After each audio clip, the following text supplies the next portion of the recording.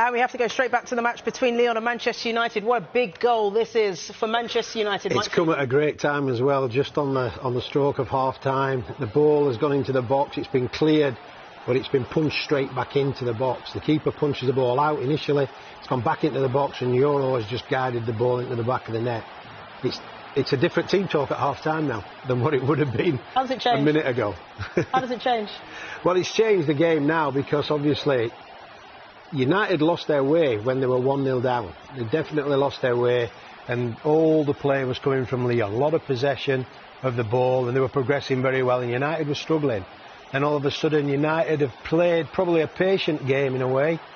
Probably had the best chances in this first half to actually have got a couple of goals, didn't take them, and then it comes out of nothing really. A ball into the box, keeper punches it, think it's gone out of the box, but straight away the ball goes back in.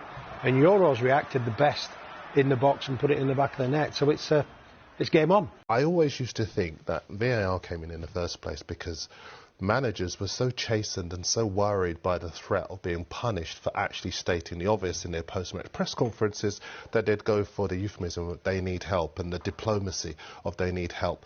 Now, with these decisions, and we are reaching a stage of the season where managers' jobs are on the line, people's livelihoods are on the line, clubs' positions in the Premier League are on the line, but also clubs' ambitions at the top end of the table are on the line as well. We are rapidly approaching a stage where referees need to explain themselves. Yeah.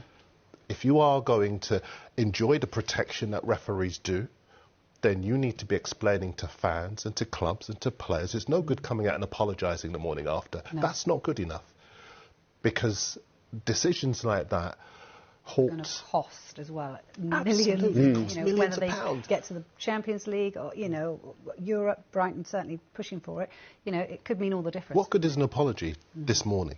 If Atwell comes out the day after, after the final whistle and says, this is why I took that decision, then he can be made to look at it and admit then he's made a mistake. But you can't enjoy the protection that referees do and then leave fans and players and managers and club officials and even us as neutrals watching so frustrated. Yeah. I think to say is refereeing is changing under Howard Webb, and I'm sure in the next couple of years we'll see some of these things being addressed in terms of standards and maybe communication.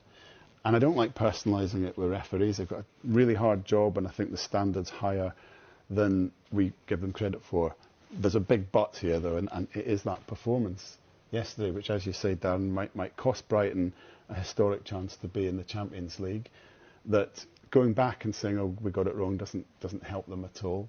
And that wasn't a VAR issue. That was an issue of decisions being made on the pitch. And VAR should only ever be there, really, to sort of back up a referee making decisions on the pitch. Yeah. But that's just unfathomable. As I say, someone who's got a lot of sympathy for referees, it's hard not to actually alight on the referee in that particular match.